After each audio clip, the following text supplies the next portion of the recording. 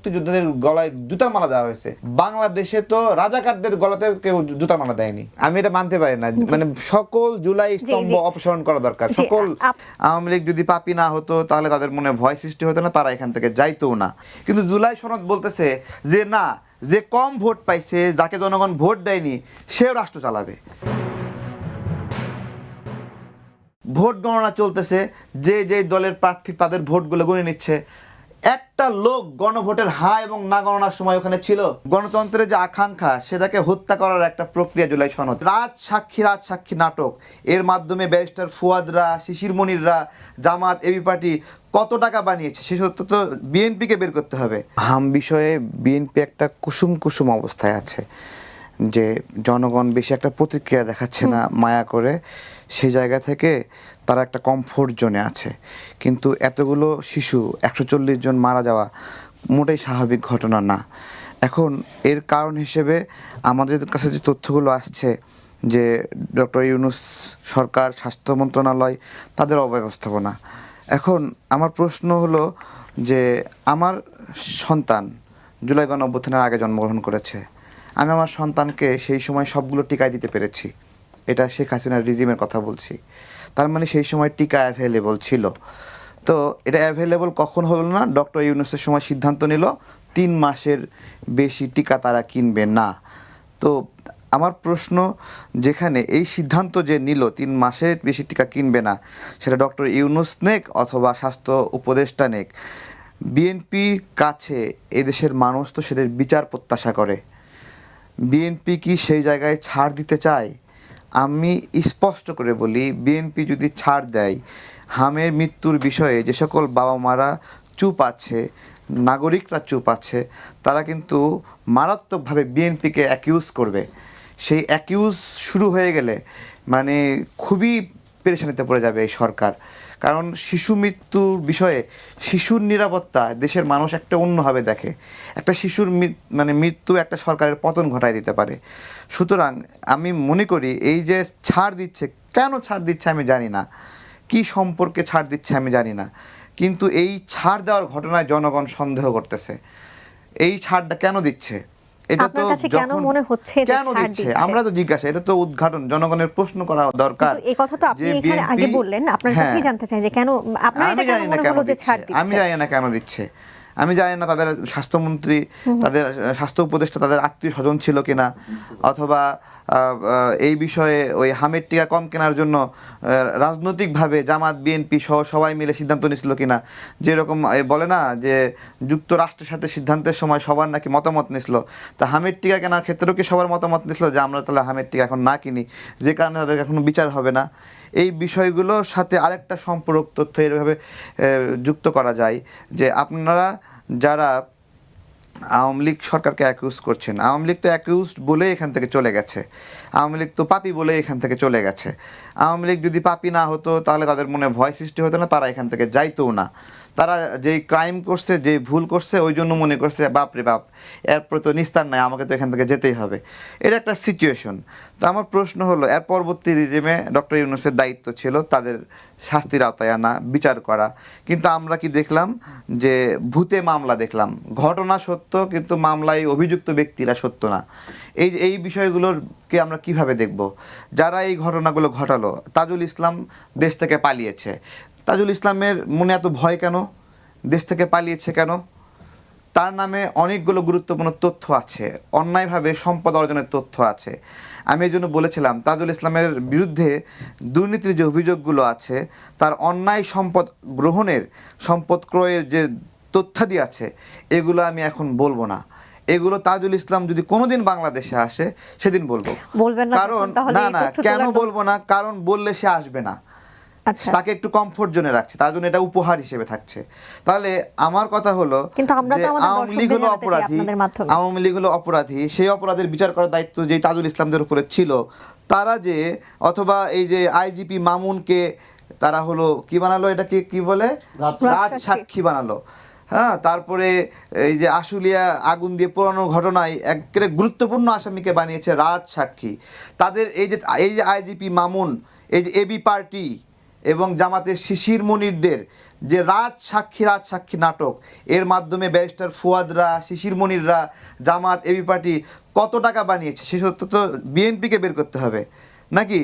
তাহলে আওয়ামী লীগ অপরাধ করছিল, সেই অপরাধের বিচার করার দায়িত্ব ছিল এদের উপরে। সেই অপরাধের বিচার না করে তারা কি করলো, তাদেরকে রাজসাক্ষী বানিয়ে স্পেস দিল এবং কি করলো, সিসিটিভি ফুটেজ গায়েব করে দিল তাজুল ইসলাম, তাই না? তো বিএনপি সরকারের পক্ষ থেকে যদি কোনো প্রতিক্রিয়া না দেখায় এই বিষয়ে, আমরা তথ্য দিয়ে দেই, কোনো জায়গা থেকে কোনো হু হা আওয়াজ হয় না, সাংবাদিকরাও প্রশ্ন করে না, তারাও নিজ থেকে কোনো উত্তর দেয় না, কোনো ব্যবস্থাপনা আসে না, এমনি মনে হয় আমাদের কথার কোনো দাম নাই। একটা তথ্য যে বলতেছি তাজুল ইসলামের দেশ পালানোর খবর এখন থেকে আরও কয়েকদিন আগে বলছি, তাহলে আমি কি বলবো? তাজুল ইসলাম সরকারের অনুমতি নিয়ে, বিএনপি জামাতের অনুমতি নিয়ে দেশ থেকে পালাইছে? কিভাবে বলবো?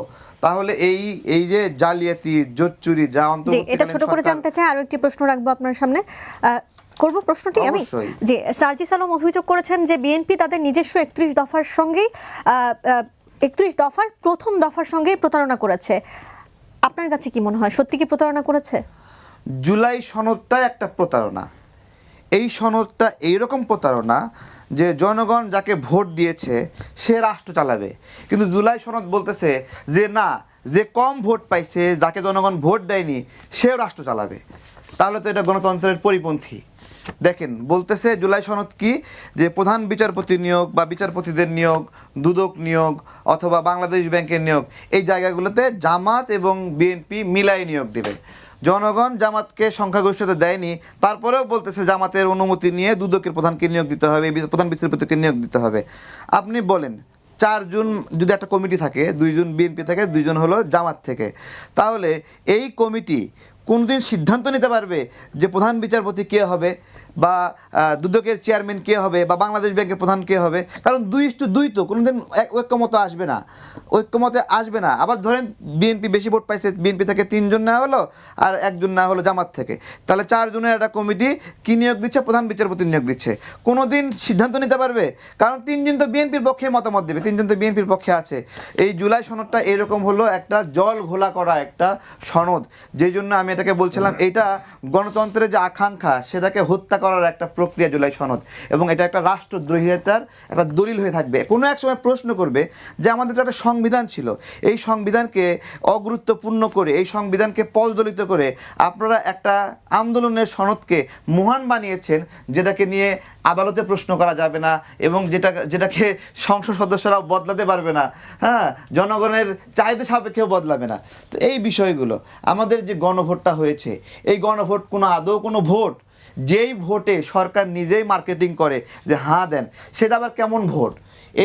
এই ভোটে এই যে ধানের শীষ, দাঁড়িপাল্লা, তারপরে লাঙ্গল, প্রজাপতি, ট্রাক সহ বিভিন্ন মার্কা ছিল এখানে। তো ভোট গণনা চলতেছে, যে দলের প্রার্থী তাদের ভোটগুলো গুনে নিচ্ছে। একটা লোক গণভোটের হা এবং না গণনার সময় ওখানে ছিল? সরকারি কর্মকর্তা যা ভাল লাগতেছে লিখে দিয়ে সাইন দিয়ে দিছে। ফলে কি হলো? যাই নির্বাচন কমিশন বলল যে মূল ভোট আর গণভোটের ভোট আলাদা হয়ে গেছে। এই তো আসিফ মাহমুদের দুর্নীতি যদি আপনি বিচার না করেন, তাহলে আসিফ মাহমুদ উল্টা এই সরকারকে দুর্নীতিবাজ বানাবে। সরকার যদি এদের বিচার না করে, নিজেরা খুব বড় বিপদে পড়বে। এত বড় বিপদে পড়বে জানেন না। এই যে আস্তে আস্তে গর্ত থেকে বের হচ্ছে আসিফ নজরুলরা। মুক্তিযোদ্ধাদের গলায় জুতার মালা দেওয়া হয়েছে, বাংলাদেশে তো রাজাকারদের গলাতে কেউ জুতার মালা দেয়নি। আসিফ নজরুল স্যার একজন ফেরেশতা মানুষ, সাক্ষাৎ উপর থেকে আসা, বুঝছেন, এবং উনি কোনো এসব করতেই পারে না, এবং ওনার ওজন একটু বাড়েনি, ওনার টাকা পয়সাও বাড়েনি। উনি অহেতুক একটু সুইজারল্যান্ডে গিয়েছিলেন। এখন সুইজারল্যান্ডে বাংলাদেশের মানুষ কম যায়, আমরা তো জানি সুইজারল্যান্ডে অ্যাকাউন্ট খুলতে যায় সবাই, বিভিন্ন মন্ত্রীরা, তারা। উনি সুইজারল্যান্ডে কেন গিয়েছিলেন? তো কিন্তু লাভ নাই, বুঝছেন, মানে বর্তমান সরকার এদের বিচার করবে কি না করবে বলে আমার বিশ্বাস হয় না, লাভ নাই। আমি এই ক্ষেত্রে আস্থা পাচ্ছি না সরকারের কার্যক্রম। দেখেন, সরকার যদি এদের বিচার না করে, নিজেরা খুব বড় বিপদে পড়বে। এত বড় বিপদে পড়বে জানেন না। এই যে আস্তে আস্তে গর্ত থেকে বের হচ্ছে আসিফ নজরুলরা, বের হবে, আস্তে আস্তে বের হয়ে এই বিএনপির ঘাড় মটকানো শুরু করে দেবে। হ্যাঁ, আপনি একটা ক্রিমিনালের যখন বিচার করবেন না, সে তখন আপনার উপর চড়াও হবে। সে সাহসী হয়ে উঠবে এবং বুক ফুলায় চলবে। আসিফ মাহমুদের দুর্নীতি যদি আপনি বিচার না করেন, তাহলে আসিফ মাহমুদ উল্টা এই সরকারকে দুর্নীতিবাজ বানাবে, খুবই স্বাভাবিক। আপনি নাহিদের সেই নিয়োগ জালিয়াতিগুলোর আপনি বিচার করেননি। ওয়াসার নিয়োগে এই হয়েছিল, নাহিদ নিজে পোস্ট দিয়ে দুঃখ প্রকাশ করেছিল যে এই নিয়োগ ভুল হয়েছে, সেই নিয়োগ জালিয়াতির সঙ্গে জড়িত, তাকে বিচার করেননি। তাহলে এখন কি হবে? নাহিদ ইসলাম তো এও বলেছেন সব উপদেষ্টাদের একসাথে রাজপথে নামার, হ্যাঁ, সব আহ্বান তো জানিয়েছেন, সেটা তো কথা তো নামবেই তো, বলেছেন। নামবেই তো, তারা নামবেই তো। তাদের বিচার করবেন না, তাদেরকে শাস্তি দেবেন না, তাদের অন্যায়, দুর্নীতি, জালিয়াতি, নিয়োগ বাণিজ্য, বদলি বাণিজ্য। কি বলেছে যে এই সময়ে এই বাংলাদেশের ইতিহাসে সবচেয়ে বেশি নিয়োগ সংক্রান্ত দুর্নীতি হয়েছে, সবচেয়ে বেশি বদলি সংক্রান্ত জালিয়াতি হচ্ছে। এটা কে করেছে? এই আসিফ মাহমুদ, আসিফ নজরুল, নাহিদ, তারা করেছে। এবং অন্যান্য উপদেষ্টা যতটুকু করেছে তার চেয়ে এই যে প্রভাবশালী উপদেষ্টা যে কয়টার নাম বললাম, মাহফুজ, নাহিদ, এদের দিকে অন্য উপদেষ্টার প্রস্তাব করে দিবে, এরকম একটা অবস্থা ছিল সচিবালয়ে। এদের দাপড়ে কি চলতে পারে না, কি কি করবে 2-3 জন মিলে পরামর্শ নিয়ে বদলি কাজ করতে উঠাতে হবে। এবং একটা মানুষ 3 মাস চাকরি না করতে তাকে আবার বদলি, মানে যার টাকার বান্ডিল যত মোটা সে আসতেছে, তার থেকে মোটা বান্ডিল দিলে আর একজনকে এখানে বদলিতে দিচ্ছে। এই চক্র যে কাজ করলেই হবে, তাহলে আমরা কি তার বিচার প্রার্থনা করতে পারি না? দেখেন, এই জুলাই স্মৃতি জাদুঘরের নামে যে বিরাট একটা বরাদ্দ, এই বরাদ্দ এত বড় একটা বরাদ্দ করতে পারলো, হামের টিকা কিনতে পারে নাই। তারপরে সারা দেশে কতগুলো জুলাইয়ের খুঁটি বানাইছে। আমি এটাকে জুলাই স্তম্ভ না বলে জুলাই খুঁটি বানাইছে। এই জুলাই খুঁটি বানায় যে টাকাগুলো, এখানে টাকা হয়েছে, কিন্তু হামের ঠিক আছে তো এগুলো। এবং সেই সিনেমাগুলো যারা বানানোর দায়িত্ব নিছে, কয়টা সিনেমা প্রকাশ পেয়েছে? সিনেমা বানানোর কোনো অভিজ্ঞতাই নাই, এরকম মানুষদেরকে সিনেমা বানাতে দিচ্ছে এই ফারুকী সাহেব। ড্রোন, হ্যাঁ, ড্রোন, তবে ড্রোন শো, এগুলো টাকা হয়েছে। এবং আমরা যখন বলতেছিলাম জুলাই স্তম্ভ নিয়ে এত টাকা ব্যয় করা কি প্রয়োজন, তো বলতেছে সব কিছুতে টাকা হয়, শুধু জুলাই স্তম্ভ বানানো টাকা হয় না। এক জুলাই স্তম্ভ বানাবে 40 কোটি টাকা দিয়ে। মানে আমার একটা জিনিস বলেন, আমরা জাতি হিসেবে কোনটাকে সম্মান করি? আমাদের মুক্তিযুদ্ধ, স্মৃতিসৌধ, শহীদ মিনার, তারপরে গণহত্যার জন্য বিভিন্ন ধরনের স্মৃতিবিজড়িত ভাস্কর্য জায়গা। কি হয়, বিশেষ দিনে এগুলোতে আমরা ফুল দেই। তাহলে এখন নতুন করে জুলাই স্তম্ভগুলো কেন বানাইছে? যে স্মৃতিস্তম্ভকে আমরা যেভাবে সম্মান জানাই, জুলাই স্তম্ভকে একইভাবে ফুল দেওয়া হবে। এক জাতির 2টা আদর্শিক জায়গা, 2টা লড়াইকে মহান বানানো, এটা কি সুযোগ আছে? মানে এটা কিসের জন্য? আমি এটা মানতে পারি না। মানে সকল জুলাই স্তম্ভ অপসারণ করা দরকার। সকল এগুলো বাংলাদেশের সৃষ্টি, বাংলাদেশের জন্ম, অস্তিত্ব, ইতিহাসকে জাস্ট মুখোমুখি অবস্থান করা যায়। যে জুলাই স্তম্ভ কি আমাদের স্মৃতিসৌধের পরিপূরক একটা ফুল দেওয়ার জায়গা। এই একটা জাতির 2টা মানে হলো গন্তব্য হতে পারে? এইভাবে একটা আন্দোলনকে এইভাবে মহান করে বানিয়ে স্মৃতিসৌধের মতো করে জুলাই স্তম্ভ, 64 জেলায় যেরকম শহীদ মিনার আছে, 64 জেলায় এরকম জুলাই স্মৃতিস্তম্ভ। বাপ রে বাপ, টাকা এত বেশি হয়ে গেছিল ওদের, কিন্তু টাকা নাই, কিন্তু হামের টিকা কিনতে পারে নাই। 24-এর জুলাই আন্দোলনকে তারা বানাইছে, এটা হলো সেকেন্ড রিপাবলিক। তারা কি উদাহরণ দেয়? বিশ্বের অনেক দেশের সেকেন্ড রিপাবলিক আছে। আরে গাধা, বিশ্বের অনেক দেশ কি বাংলাদেশের মতো করে স্বাধীনতা পাইছে? যে স্বাধীনতা যুদ্ধে বিশ্বের বড় বড় মোড়লরা এখানে অংশ নিছে, কিন্তু এগুলো সুযোগ পাইছে, সুযোগ পাইয়ে এখন মাথায় বসে মানে টয়লেট করছে, এরকম একটা অবস্থা। আমাদের মুক্তিযোদ্ধারা এই জুলাই পরবর্তী সময়ে যে পেরেশানিতে পড়েছে, যে হয়রানিতে পড়েছে, মুক্তিযোদ্ধাদের গলায় জুতার মালা দেওয়া হয়েছে। বাংলাদেশে তো রাজাকারদের গলাতে কেউ জুতার মালা দেয়নি। রাজাকারদের কেউ আছে নাকি এরকম স্যার, যে রাজাকারদের গলা জুতার মালা দেওয়া হয়েছে?